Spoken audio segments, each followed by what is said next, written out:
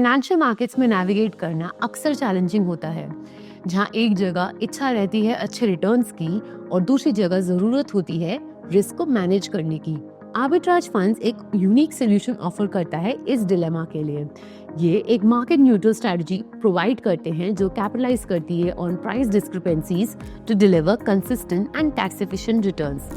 Hi everyone and welcome to Center Shala. My name is Anjali and today we'll be talking about Motilal Oswal arbitrage fund. ये एक open ended equity scheme है जो invest करती है arbitrage opportunities में।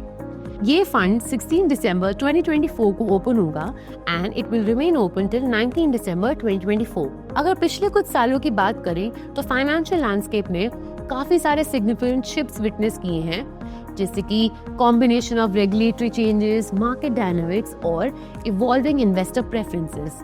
और सबसे स्टैंड आउट ट्रेंड है remarkable growth of arbitrage mutual funds in India. October 2024 से देखें तो आर्बिट्राज फंड कैटेगरी ने एक इम्प्रेसिव AUM दिया है ऑफ 2.35 लाख करोड़। ये शो करता है कि आर्बिट्राज फंड्स की पॉपुलैरिटी काफी ज्यादा बढ़ गई है अमंग रिस्क एवर्स इन्वेस्टर्स जो कि स्टेबल और टैक्स एफिशिएंट रिटर्न्स चाहते हैं। अब जानते हैं कि क्या क्या फैक्टर्स ने कंट्रीब्यूट किया है इस ग्रोथ को। First, favourable regulatory changes. ये चेंजेस ने एक कंड्यूसिव एनवायरनमेंट क्रिएट किया है आर्बिट्राज स्ट्रैटेजीज के लिए, जिससे कि वो थ्राइव कर पाए। इनहैंस ट्रांसपेरेंसी और एक सपोर्टिव फ्रेमवर्क ने एक बहुत ही मेजर रोल प्ले किया है in the efficient functioning of arbitrage funds. Second, market conditions. Financial markets में वोलेटिलिटी की वजह से काफी सारे आर्बिट्राज अपॉर्चुनिटीज क्रिएट हुई हैं, जो कि फंड मैनेजर्स को अलाउ करती हैं to capitalise on price discrepancies across different markets. ये एबिलिटी एक्सप्लॉइट करती है शॉर्ट लिव्ड प्राइस डिफरेंसेस को and it has made arbitrage funds a reliable source of consistent returns. Third, increase investor awareness. आज के investors काफी ज्यादा informed हैं and वो इन्वेस्टमेंट की वो अपॉर्चुनिटीज देखते हैं जो ऑफर करती हैं a balance of safety and profitability. Arbitrage funds जो हैं अपनी मार्केट न्यूट्रल स्ट्रैटेजीज और टैक्स एडवांटेज के साथ परफेक्टली अलाइन करता है इन्वेस्टर की एक्सपेक्टेशंस को। अब बात करते हैं टाइप्स ऑफ आर्बिट्राज की। First, exchange arbitrage. Exchange arbitrage का मतलब है एडवांटेज लेना of price differences of the same security दो स्टॉक एक्सचेंजेस में।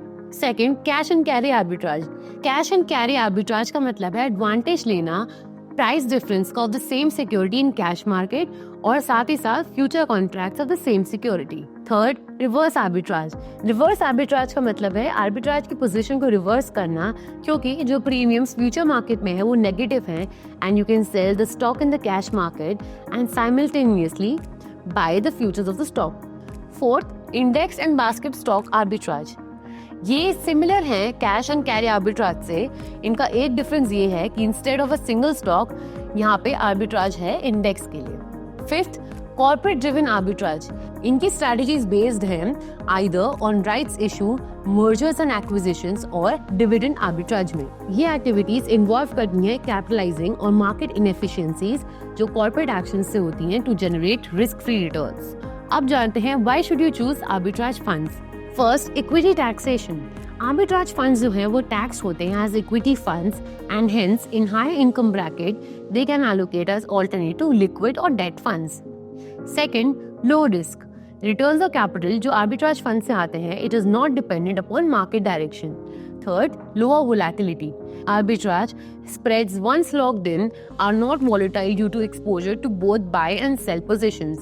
इनका movement जो है वो neutralized होता है by reverse movement in other. Fourth, alternate to liquid और debt funds. Arbitrage funds offer करते हैं stable, moderate और tax efficient returns जो कि एक good alternative है to liquid and short term debt funds. And fifth, liquidity. Arbitrage funds जो है वो लिक्विड है इन नेचर में एंड इनका एग्जिट लोड एप्लीकेबल होता है अप टू 15 डेज। अब जानते हैं कि किसको इन्वेस्ट करना चाहिए आर्बिट्राज फंड्स में। फर्स्ट, वो इन्वेस्टर्स जो कंसिस्टेंट रिटर्न्स चाहते हैं बट साथ ही में मिनिमल एक्सपोजर चाहते हैं मार्केट वोलेटिलिटी में। सेकंड, वो इन्वेस्टर्स जो आफ्टर टैक्स रिटर्न्स और टैक्स एफिशिएंट इन्वेस्टमेंट ऑप्शंस देख रहे हैं।